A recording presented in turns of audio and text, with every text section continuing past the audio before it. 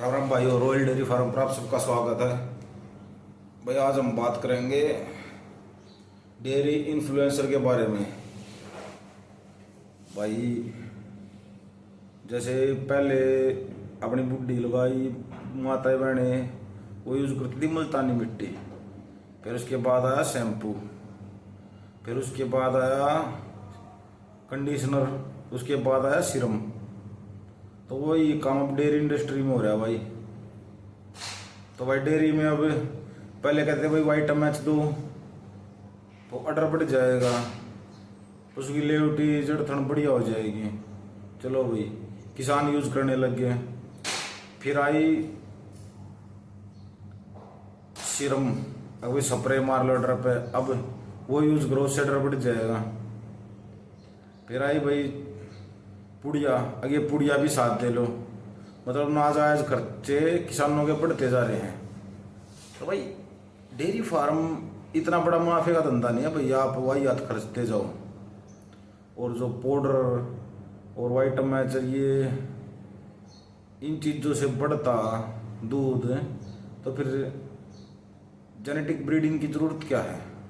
फिर हमें अच्छे बुल यूज़ क्यों करने हैं, क्यों हमें अच्छे भैंसों के कटड़े तैयार करने हैं?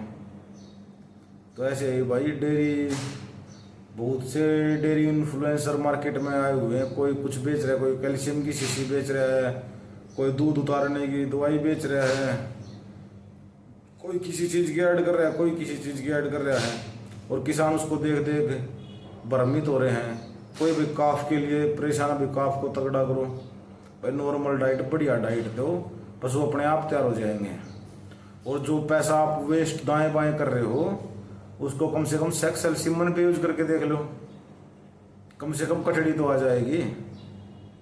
किसी भी नॉर्मल बुल की भी कटड़ी आएगी जो सेक्सल अपने सरकारी हैं या ऐसे जी हैं किसी भी कंपनी के हैं, तो उनसे कटड़े से तो अच्छी रहेगी।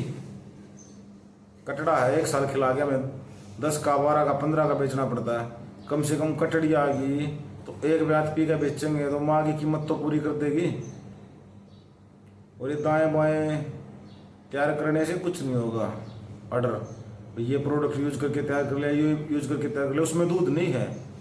वो अगर भाई किसी का कुछ कमी हो डॉक्टर बताए तो ठीक है, और हम ओवरडोज भी कर देते ऊपर से। ओवरडोज का नुकसान ही है, ओवरडोज जो होगी वो पशु में टॉक्सिसिटी बढ़ाएगी, उसका नुकसान जरूर होगा, फायदा हो या ना हो। और हमारे भाई 1-1 लीटर 2-2 लीटर, अब तो 5-5 लीटर की वाइटामिन चाहिए भाई यार। 250 ml बहुत है। अगर किसी के थन में कुछ दिक्कत है या अडर में कोई थोड़ी बहुत दिक्कत भी है तो, बाकी अडर का दूध का कोई रिलेशन नहीं है। अगर दूध वाइटामिन से ही देती तो भाई 200-500 लीटर मेरा उतार दो और मेरा निकलवा दो 50 लीटर, ऐसा कुछ नहीं है। दूध के लिए आपको जेनेटिक्स सुधारने पड़ेंगे और उस पर हमारे भाई ध्यान नहीं देते। और काफ की बचपन की मैनेजमेंट भाई एचएफ वालों से ही सीख लो कुछ। कोई एचएफ वाले जैसे मैनेजमेंट करते हैं वैसे कर लो, बचपन से फीड अच्छा देने लग जाओ, अच्छी केयर करो, 24 घंटे पानी उसके सामने रखो काफ के। ये छोटी छोटी केयर करके आप दूध बढ़ा सकते हैं मैनेजमेंट से और जेनेटिक्स से। प्रोडक्ट से दूध नहीं बढ़ता। और मान लो आपने किसी गाय भैंस का दूध बढ़ा भी लिया, ऑर्डर बढ़ा लिया और वो बेच दी, अगले का दूध नहीं दिया तो मरेगा कौन? वो भी आप जैसा भाई है। और आप कहीं लेने गए और आपने ऑर्डर देख के ले ली और दूध पाया 8 किलो, फिर आप फेसबुक पे रोते फिरोगे कि भाई मेरे को लूट लिया। तो भाई लूटने के फिराक में हम भी तो रहते हैं, तभी हम भी लूटते हैं। तो भाई जेनेटिक्स पे काम करो और कुछ नहीं है। अगर जो वाइटामिन से, कैल्शियम की शीशियों से, फलाना एमडीएम, फलाना ये ढकड़ा वो, ये जल, इनसे दूध बनता तो 8-8 लीटर वाली तो होती नहीं किसी के घर। जो 1 लीटर दूध 10-20 ml वाइटामिन से बढ़ जाए तो भाई फिर तो महंगा भी क्या है, मगर इसकी ज़रूरत भी नहीं है। और ऐसे ना दूध बढ़ेगा।